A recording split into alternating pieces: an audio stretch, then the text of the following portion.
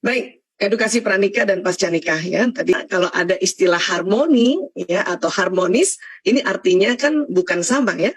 Malah arti harmonis itu sendiri ya artinya kalau di Kamus Besar Bahasa Indonesia bersangkut paut dengan ya itu artinya diartikan juga keselarasan ya dan juga diartikan menghargai perbedaan ya.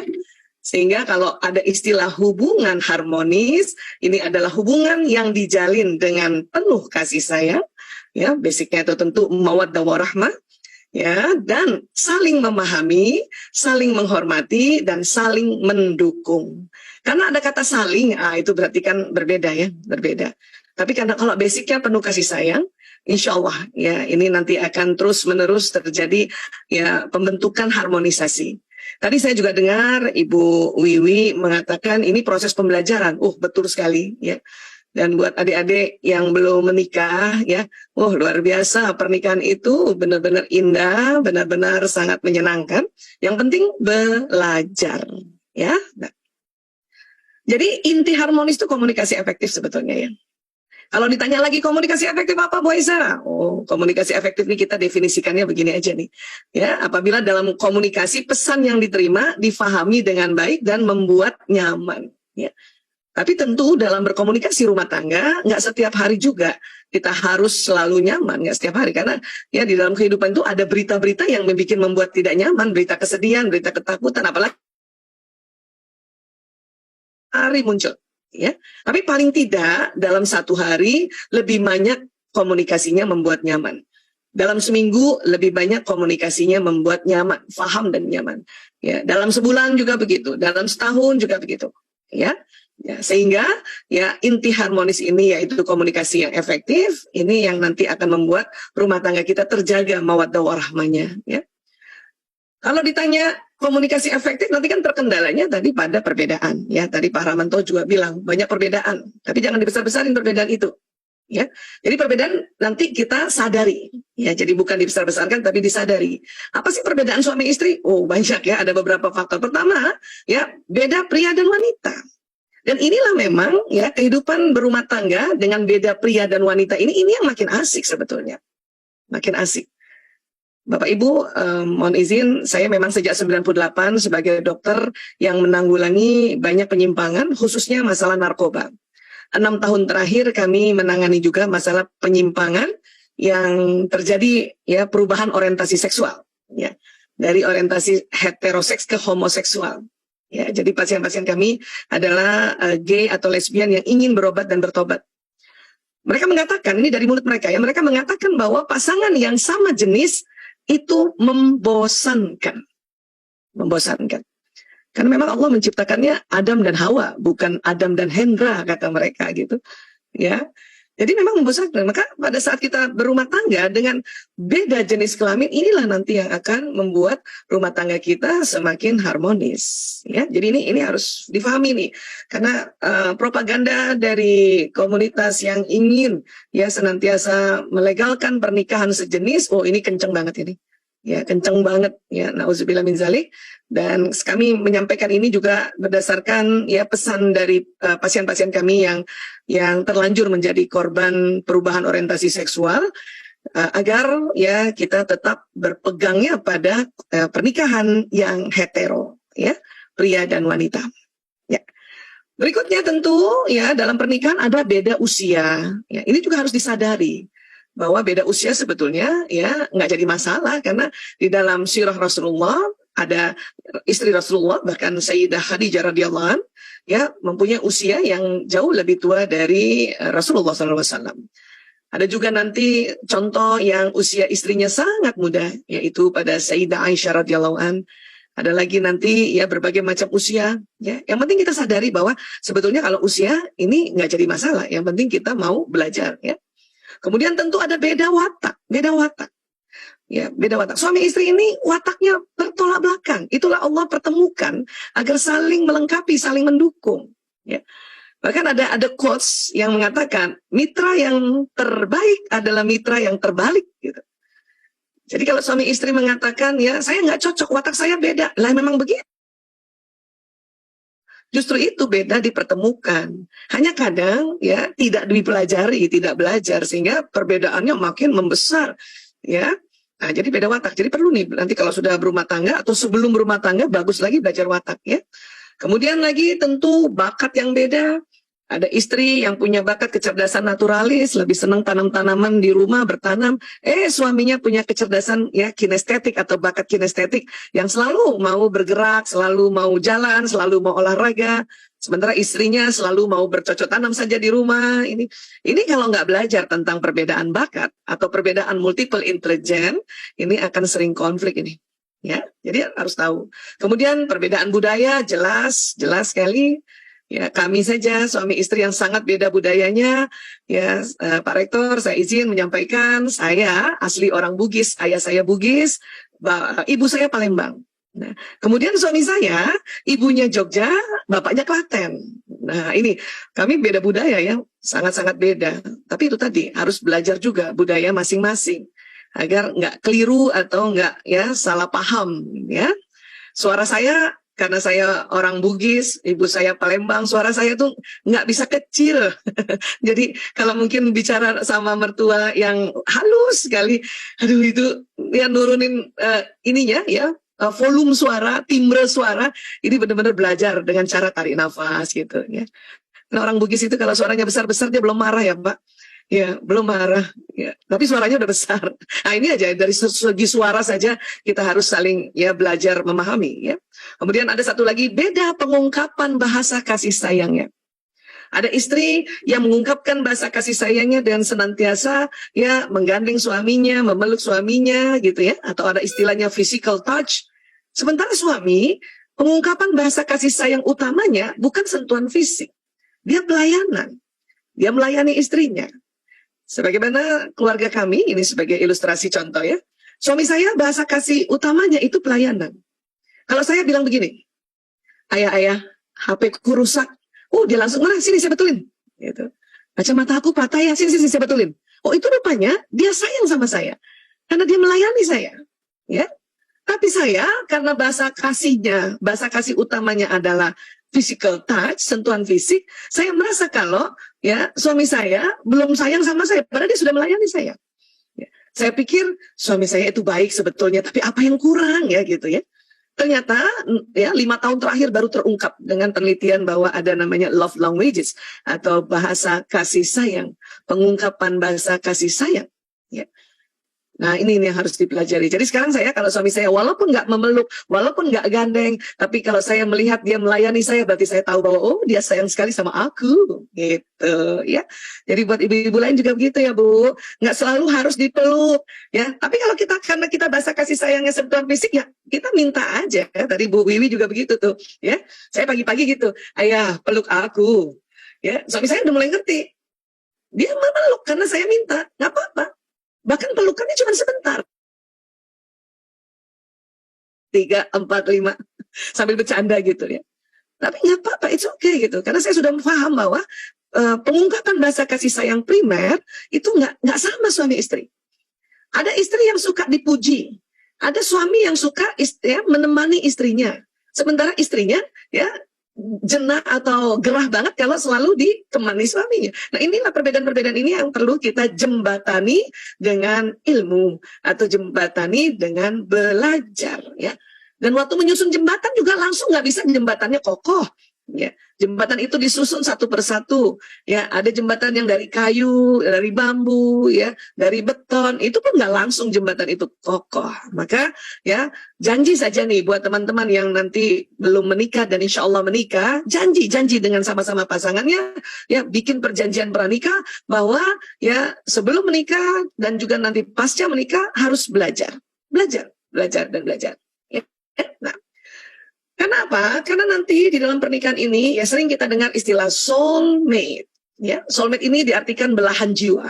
Nah, jadi belahan jiwa adalah seseorang yang dapat melengkapi dan membuat pasangan menjadi pribadi yang lebih baik lagi. Biasanya ditandai gambar love, kemudian ada belahannya gitu ya. Nah, biasanya proses belahannya ini, diguntingnya ini, dibelahnya ini sisinya beda. Ya. Nah, dengan sisi yang beda ini maka saling melengkapi. Atau bisa dianalogikan dalam rumah tangga ini bagaikan sebuah puzzle. Puzzle ini harus dirangkai. Nah, waktu merangkai puzzle itu sisi-sisi puzzle-nya itu jelas beda, ya, jelas beda. Ya, maka ini dirangkai. Nah, tentu waktu merangkai ini tidak bisa hanya sekedar ya coba-coba, ya. Karena rumah tangga adalah rangkaian puzzle yang sangat besar, sangat luas, dirangkainya setiap saat seumur hidup. Ya. Tadi Bapak Rektor kita, yang kita banggakan, Bapak Armanto, beliau telah merangkai 42 tahun. Insya Allah merangkai terus sampai akhir hayat. Ya. Kami pun baru merangkai 30 tahun. Ya. Mungkin yang lainnya juga ada yang merangkai gitu. Jadi merangkai puzzle rumah tangga karena luas, besar, dan banyak, inilah tadi perlu disepakati untuk punya petunjuk. Jadi perlu petunjuk memang. Ya, perlu guidance. Ya. Buat kita nih, keluarga Islam, keluarga Muslim, guidance-nya harus pertamanya itu adalah kitab suci kita, Al-Quranul Karim. Harus itu. Ya. Memang waktu sebelum menikah, ya belum tentu suami istri belajar Al-Quran, belum tentu hafiz Quran. Ya. Makanya belajar, jadi sepakat untuk ayo belajar, ayat demi ayat dipelajari bersama. Ya.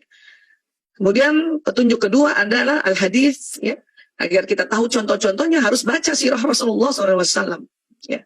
Baca hadisnya, bagaimana sih Rasulullah bersikap sebagai suami, bagaimana juga para ummahat bersikap sebagai istri. Ya. Banyak yang bilang itu kan Rasul, ya kita nggak bisa seperti dia. Memang kita bukan Rasul, tetapi Rasulullah adalah manusia, dan apa yang dilakukan oleh Rasulullah SAW sudah ditetapkan sebagai uswatul hasanah, dan karena beliau manusia, pasangan-pasangannya juga manusia, berarti kita bisa mengikutinya, ya. Dan ikhtiar saja mengikutinya, pelan-pelan, perlahan-lahan. Apa yang bisa duluan diikuti sikap dari Rasulullah, lakukan, ya. Nah itu. Kemudian petunjuk berikutnya adalah ijtihad para ulama. Disinilah kita juga diantaranya temuan-temuan ilmuwan yang meneliti, meriset tentang sunnatullah. Inilah nanti akan masuk di dalam ranahnya ijtihad para ulama ini. Jadi penelitian-penelitian perlu kita lihat lagi, ya. Kemudian kaji dan pantesan, ya pantas di Al-Quran dikatakan begini, risetnya didapati begini. Karena kalau kita ilmuwan meriset itu kan sebetulnya yang diriset sunnatullah. Ya kan, hanya mengobservasi, tetap yang menciptakan adalah Allah Ta'ala. Ya, jadi perlu petunjuk. Inilah tadi dari awal saya sampaikan juga tadi, ya guru-guru kita atau kemudian orang tua kita yang diwakili oleh Bu Wiwi mengatakan ini proses pembelajaran. Memang harus terus belajar. Asal suami istri itu selalu mau belajar, sama-sama pergi taklim, atau masing-masing punya taklim, atau masing-masing ya setiap saat baca Quran minimal ya satu hari satu page, one day one page. Sama-sama baca artinya, kemudian ya lihat bagaimana terjemahannya. Insya Allah itu nanti ya selamat itu. Pokoknya belajar aja terus. Ya, karena nggak mungkin mau menikah harus pinter dulu banget baru mau menikah. Lama nanti, telat nanti. Umur 50 tahun baru menikah. Oh, telat itu. Ya, apalagi buat perempuan, jangan lama-lama. Karena di dalam proses nanti menikah, salah satu tujuannya ya adalah menghadirkan manusia baru di dunia. Lewat mana? Lewat rahim seorang perempuan. Ada kondisi-kondisi perempuan yang beresiko tinggi kalau hamil dan melahirkannya ya di atas 35 tahun atau 40 tahun ya. Jadi memang kita waktu baru menikah, ini buat adik-adik yang belum menikah, ini belum banyak ilmunya, yang penting belajar aja. Ya, setuju ya? Nah, baik. Apa yang terjadi pada cinta setelah pernikahan? Apa sih yang terjadi? Ya. Karena banyak orang mengatakan ya cinta itu tak pernah padam. Betul. Saya setuju. Setelah banyak belajar, oh ya Allah, cinta tak pernah padam. Tetapi cinta ya banyak yang tak paham. Ya. Nah, jadi tak pernah padam ya, tapi ya tak paham gitu. Ya, apanya tak paham apanya? Jadi kalau ilmu neuroscience, ilmu tentang otak, ini Allah ciptakan kita otak manusia. Ada otak besar dan ada otak kecil. Kemudian terbagi dua, ada belahan kanan dan belahan kiri. Di dalam otak banyak program-program. Nanti diantaranya ini yang saya ingin perkenalkan, yaitu ya tentang ya surat Ar-Rum ayat 21. Dan ini surat ya selalu ada di undangan, baik undangan yang virtual, sekarang virtual banyak ya, maupun undangan dulu sebelum pandemi, ya.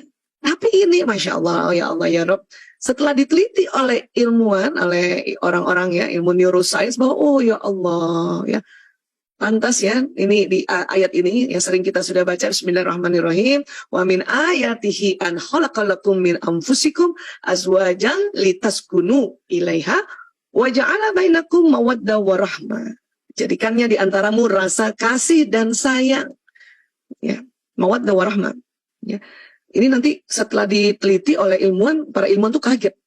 Ya, memang di ayat ini Allah kunci dengan ya ayat ya dengan inna fi dzalika laayatin liqaumin yatafakkarun. Sesungguhnya pada yang demikian itu benar-benar terdapat tanda-tanda bagi kaum yang berpikir. Artinya memang harus dipikirin, kenapa sih ya mawaddah warahmah tuh kok bisa ya mawaddah warahmah, kemudian dipikirkan lagi gimana ya untuk maintenance mawaddah warahmah ya. Ternyata memang di otak manusia, di bawah dasar otak itu ada namanya kelenjar pituitary, dan di sini ternyata ada hormon bahagia, hormon kasih cinta, dan hormon kenyamanan. Ya. Hormon ya yang luar biasanya nih ada di dalam otak. Saking pentingnya kelenjar pituitary karena menghasilkan hormon-hormon yang luar biasa, Allah lindungi letaknya di dalam otak yang tidak bisa tersentuh. Ya. Disentuh dari jidat nggak bisa, disentuh dari pelipis baik kanan kiri nggak bisa, disentuh dari belakang juga nggak bisa itu. Terbentur pun otak kita, kelenjar pituitary masih terlindungi. Allahu Akbar. Ya. Nah ini di sini. Jadi hormon ini ada di sini. Hormon bahagia, kasih sayang, cinta, kenyamanan ada di sini. Ya. Jadi Ar-Rum 21 itu betul benar adanya. Ya, karena ilmuwan meneliti bahwa oh ya, ini ada luar biasa nih kelenjar yang di dalamnya banyak hormon yang luar biasa, asik banget, bahkan hormon kenyamanan. Bahkan ahli otak mengatakan narkotika alami ada di hormon di kelenjar pituitary, yaitu yang jenis endorfin, ya, morfin alami ada di kelenjar pituitary ini. Ya, nah, bagaimana cara menstimulasinya Bu Aisyah? Bagaimana cara untuk dia bisa keluar? Ya, gampang. Cara pertama yang paling gampang, karena hal-hal yang gampang harus kita pelajari terlebih dahulu ya, Bapak Ibu, teman-teman, adik-adik mahasiswa-mahasiswi. Apa sih caranya? Gampang. Pertama adalah tersenyum. Boleh senyum dulu Bapak Ibu, adik-adik semuanya, baik yang di dalam ruangan maupun juga di Zoom meeting. Ayo senyum dulu. Masya Allah, Pak Lukman Hamdani senyumnya manis sekali. Ibu Jemi Rahayu di Bandung, Masya Allah. Ini punten, ini yang saya lihat ya. Bu Dewi juga. Bu, coba Bu senyumnya Bu, coba Bu. Asik. Ya, Masya Allah, Masya Allah. Senyum ya. Senyum yang mengeluarkan hormon bahagia itu kalau sudut kanan kirinya seimbang. Ayo seimbang Bu. Karena ada orang yang senyumnya suka miring, miring. Yang kanan doang yang diangkat, yang kiri enggak. Jadi mukanya begini. Ya, itu namanya senyum sinis. Kalau senyum sinis, hormon kasih sayang nggak keluar. Maka orang yang sinis, orang yang julid, itu nggak penuh kasih sayang. Karena senyumnya nggak keluar kanan kiri. Apalagi yang bisa membuat ya hormon ini keluar, gampang, tertawa. Untuk itulah suami istri, kalau ada yang satu cerita lucu, ya, walaupun nggak lucu-lucu amat menurut pasangannya, tertawalah dulu. Kadang-kadang suami ngelucu, istri lucunya ini. Tapi Bun, ketawa aja dulu, ya Allah. Karena nanti setelah ketawa baru lucu, ya. Ini, jadi senyum, ketawa, ini adalah hal-hal yang membuat bahagia, ya, kasih sayang, cinta, nyaman tuh keluar, ya. Karena banyak yang bilang, gimana mau bisa senyum Bu Aisyah? Saya kesel. Nah ini paradigmanya harus dirubah. Ya. Kalau soal istri kesel sama suami mah tiap hari Bu. Keselnya kenapa? Karena perbedaan tadi nggak dipelajari. Tapi nunggu seneng baru senyum, itu keliru. Senyum aja dulu, baru nanti senang. Senyum aja dulu, baru nanti bahagia. Senyum aja dulu, baru nanti kasih sayang itu muncul. Karena ya waktu kita senyum, ya hormon di kelenjar pituitary ini keluar. Masuk dalam pembuluh darah, masuk ke jantung memompa ke seluruh tubuh, baru terasa enak, nyaman. Ya. Jadi kita harus rubah paradigmanya. Kalau istri atau suami ya mau merasakan bahagia baru senyum, ya susah dong. Kan bahagia itu dari hormon ini yang ada di pituitary. Nah, keluarin dulu aja, keluarkan dulu ya supaya bahagia. Nunggu dia keluar susah. Sampai sini sepakat dulu ya, Bapak Ibu, teman-teman, dan calon-calon Bapak Ibu nanti calon-calon suami. Senyum aja dulu. Suami datang langsung senyum istrinya. Banyak ibu-ibu suka ya patah arang karena mereka merasa sewaktu senyum suaminya tidak langsung balas senyum. Bun, para wanita, ini harus tahu ya. Laki-laki senang melihat wanita tersenyum. Ya. Laki-laki yang menjadi suami senang melihat ya istri-istri tersenyum. Hanya memang belum bisa langsung direspon karena hormon-hormon yang ada pada laki-laki, terutama yang disebut testosteron, hormon laki-laki, itu membuat otot wajah pada laki-laki tidak selentur perempuan. Ini. Jadi di awal-awal kalau suami datang, di awal-awal ya, 10 menit pertama, wajah laki-laki belum bisa langsung balas senyum, tetapi laki-laki atau suami tersebut senang melihat istrinya senyum. Jadi bunda senyum aja terus. Nanti lihat jam, oh baru 5 menit, makanya belum bisa dijawab. Senyum aja lagi, terus senyum. Gitu. Nanti menit ke-11 atau menit ke-12 baru suami bisa menjawab atau merespon senyum itu. Gitu. Ya. Jadi Bu Jemi Rahayu tetap aja senyum. Abi sudah pulang. Ayah sudah pulang. Kita ambilin minum sambil senyum ya. Terus suami belum senyum tuh. Belum senyum. Ya. Pak Lukman juga kalau sekarang kan udah senyum karena udah lebih 10 menit ya berada di dalam ruang Zoom ini. Kalau baru datang tuh nggak bisa senyum itu. Iya nggak Pak? Ya. Iya, tapi senang lihat istrinya senyum.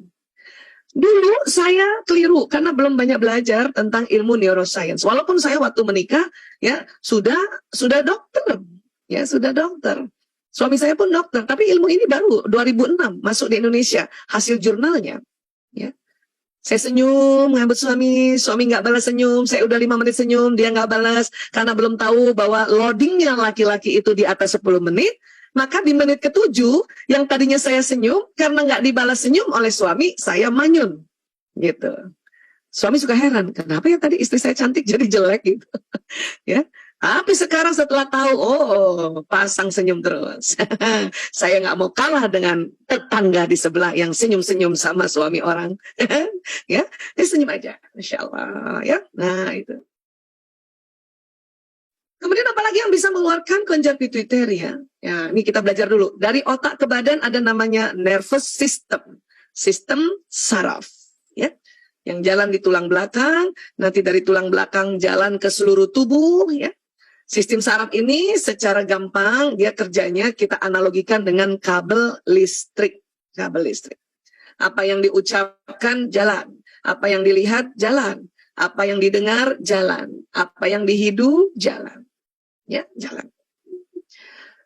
Maka mengapa dalam Islam kita diminta setiap melakukan hal-hal kebaikan diminta untuk melafazkan basmalah. Bismillahirrahmanirrahim.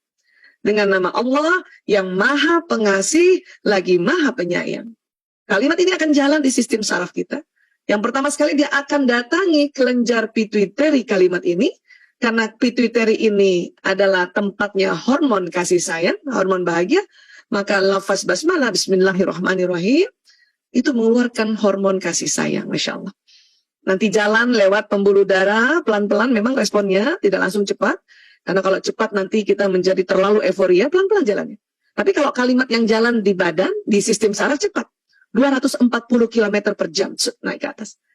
Kelenjar pituitary distimulasi, hormon kasih sayang bahagia, ya masuk, nanti masuk jantung, jantung memompa ke seluruh tubuh. Masya Allah.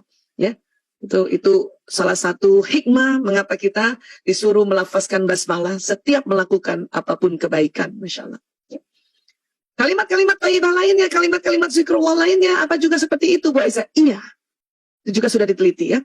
Salah satu penelitiannya di Surabaya, Fakultas Kedokteran Universitas kan? Bapak Agus Mustafa. Ya, itu diteliti. Ya. Terus kalau pakai bahasa kita, bahasa ibu, bahasa Indonesia, atau bahasa Jawa, bahasa Sunda, atau bahasa Bugis dan sebagainya, ya silakan. Karena apa yang diucapkan jalan. Maka supaya kita keluar lagi hormon bahagia, hormon kasih sayang, maka kita harus meluruskan niat kita lagi. Lafazkan niatan-niatan itu. Ya, karena innamal a'malu binniyat. Sesungguhnya amal, aktivitas, ya, perilaku kita ini didahului oleh niat, dan niat itu kan kalimat. Baik secara zahir maupun sir dilafazkan, dia jalan di sistem saraf ini. Ya. Maka sering-sering kita lafazkan juga, ucapkan ya. Ya, ya Allah, saya semakin mencintai suamiku, sebut namanya suaminya, ya, dan anak-anakku karena Allah, karena Engkau ya Allah. Ya. Nah ini jalan nih kalimat ini. Oh itu nanti hormon bahagia keluar dari pituitari masuk ke dalam jantung kita, ya. Apakah ini disampaikan kepada orangnya? Ya, kalau disampaikan bagus, tapi kalau tidak pun kita lafazkan sendiri. Bahkan kadang-kadang misalnya ya seorang istri lagi di tempat tidur, lihat suaminya sudah tertidur, kemudian wajah suaminya dia lihat, ya, kemudian dia lafazkan secara sir dalam hati, ya Allah, inilah suamiku ya Allah, ya, yang Engkau jodohkan padaku ya Allah. Semakin usia kami ya Allah, kami semakin mencintai. Oh itu kalimat ini jalan, ibu deg-degannya minta ampun bu, walaupun cuma lihat wajah suami, ya Allah. Ya. Atau kita malah berdoa, ya Allah curahkan kasih sayangmu kepada diriku. Sebut namanya ibu. Saya sering tuh Pak, ya. Bahkan sebenarnya hampir tiap malam ya, semakin umur nih, semakin belajar ini, ya, setiap malam, setiap wajah suami saya lihat, ya Allah curahkan kasih sayangmu kepada diriku. Saya sebut nama saya Pak, yang lengkap, Aisyah Taimuria, ya, binti Dahlan bin Husain. Oh, saya sampai nama kakek saya. Dengan suamiku, Priyanto bin Sismadi bin Parto Dimulyo. Oh, sampai nama kakek Bapak Ibu kita sebut, ya. Karena suami saya namanya cuma pendek, Priyanto. Kalau nggak disebut nama bapak dan kakeknya, khawatir saya jatuh cinta kepada semua yang namanya Priyanto. Itulah dalam Islam harus disebut nama ayah dan nama kakek. Binnya disebut. Ya. Itu Allahu Akbar. Beberapa menit kemudian, ini kan jalannya cepat nih kalau yang omongan. Itu tuh deg-degan kolbu saya, tuh deg-degan saya punya jantung, ya Allah. Ya. Yang tadinya males mijat, jadi seneng mijat langsung. Suami, saya lihat suami saya pukul-pukul tangannya, dia pegel, oh langsung otomatis tangan saya memijatnya, gitu. Atau paling tidak mengusapnya, Allahu Akbar. Atau kalau kita pada saat mau menyiapkan kopi kah, teh kah, makanan, sebelum menyiapkan, setelah kita baca basmalah, kita lafazkan sebuah afirmasi penegasan, ya Allah, ya saya buatkan kopi ini untuk suamiku, ya Allah, ya dengan penuh kasih sayang. Itu kalimat udah naik ke atas, nanti jalan ke badan, maka tangan kita waktu ngaduk ya, ngaduk kopi itu lembut, nggak kasar. Ini pentingnya pelafazan, pentingnya meluruskan niat lagi. Begitu juga nanti pada saat sudah punya anak, kita sudah nasihatin anak, besok-besok anak masih juga ya melakukan kegiatan yang kita sudah sepakati, misalnya main gamenya cuman 1 jam, dia bablas 2 jam, ya. Nanti kita kan marah kan gitu ya. Hati-hati kalau kita marah, kesal, nanti yang keluar Twitteri. Ya. Kalau kita marah, kesal, ya, ini kan juga jalan nih. Saya kesal, saya marah, saya takut, saya sedih, ini jalan di badan kita. Yang keluar hormonnya ada di atas ginjal. Ya, namanya kelenjar adrenal. Kelenjar adrenal bertugas untuk mengeluarkan hormon stres. Apa saja hormon stres itu? Ada adrenalin, ada kortisol, ada norepinefrin. Memang Allah ciptakan hormon stres ini keluar juga setiap hari untuk badan kita siap siaga. Kalau tiba-tiba ada gempa, tiba-tiba ada banjir, tiba-tiba ada hal yang harus kita lari, ini memang hormon ini keluar di kelenjar adrenal ini. Tapi kalau kita keseringan ya mengatakan hal-hal buruk, saya kesal, saya marah, saya takut, saya sedih, ya, terus-terusan, maka hormon stres akan keluar lebih banyak lagi. Masuk juga pembuluh darah nanti, masuk juga ke jantung. Makanya jantung nanti deg-degannya berbeda, ya, palpitasinya berbeda karena hormon stres. Ya. Namun untungnya Allahu Akbar, Allah Maha Adil, Allah Maha Bijaksana. Kalimat-kalimat buruk ini kalau baru 1 kali disebut dia belum jalan. Ini luar biasanya ya, dibuat sedemikian rupa. Ya, jadi Bunda masih boleh curhat. Bu Aisyah, saya kesel banget sama suami saya. Nah, 1 kali aja Bu.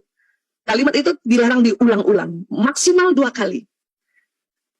Kalimat buruk sekali 2 kali dilafazkan, ya saat itu ya, dia belum jalan. Makanya diberi kesempatan kita curhat, itu maksudnya itu. Diberi kesempatan untuk kita menyatakan apa bagian mana yang sakit. Ya, sebagaimana kalau Bapak Ibu ke dokter ditanya, bagian mana Bu yang sakit? Ini loh dada saya sakit, Bu Aisyah, ini masih boleh. Dia nggak akan jalan dan tidak akan mengeluarkan hormon stres. Ya, itu maha adilnya Allah. Tapi kalau kalimat itu tadi kesel diulang berterusan, Lebih 3 kali, oh jalan dia. Jalan di sistem saraf. Karena sistem saraf ini ada mekanisme detil luar biasa. Jalan. Ya. Seseorang yang kesel sama seseorang, ya nyatakan sekali aja. Sekali aja. Kalau terus-terusan malah tambah stres kita menghadapi orang itu. Ya, sampaikan aja kesel. Ya, Bu Aisyah, aduh segimana ya, saya udah terlanjur bilang lebih dari 3 kali. Segera delete. Ya, segera hapus. Caranya apa? Istighfar. Astagfirullahaladzim. Astagfirullahaladzim. Ya Allah, maaf ya Allah. Saya berkali-kali kesel sama orang ini. Ya Allah, astagfirullahaladzim. Astagfirullahaladzim. Karena kalimat istighfar itu akan mencari kalimat negatif. Delete. Sebelum sampai di kelenjar adrenal. Ya. Tapi lebih baik lagi, walaupun baru 1 kali diucapkan atau 2 kali diucapkan, segera istighfar, ya, berulang-ulang dan stop untuk melafazkannya lagi. Stop lah. Ya. Karena kalau benci sama orang, kesel sama orang, diulang-ulang, nanti yang sakit kita, yang stres kita sendiri. Ya sekali 2 kali udah stop, istighfar stop untuk menyatakan kekesalannya. Malah doa sama Allah, mohon petunjuk agar kita dibukakan ya mata hati kita, pintu hati kita, akal kita bahwa oh dia nggak jahat, cuman pendekatannya berbeda karena banyaknya perbedaan. Jadi gampang sebetulnya. Ya. Dari ilmu neuroscience, neuropsikologi itu paling gampang. Karena apa yang diucapkan jalan. Selain itu, apa yang dilihat jalan. Apa yang didengar jalan. Untuk itulah kita harus menyaring penglihatan pendengaran. Menyaring penglihatan dari berita-berita buruk, terutama berita-berita rumah tangga yang kacau balau. Film-film yang isinya rumah tangga yang kacau balau. Mendengarkan berita-berita yang buruk, berita gosip, berita, oh ini kita harus saring itu. Kalau enggak, ya belum terjadi di dalam kehidupan kita, sudah terjadi dalam otak kita, maka kita sudah sakit duluan nanti. Ini yang disebut psikosomatis. Somanya sakit karena psikologisnya. Karena itu tadi, mata, telinga, ucapan tidak dijaga. Ya. Gampang kan ya? Masya Allah. Ya. Nah sekarang, ya.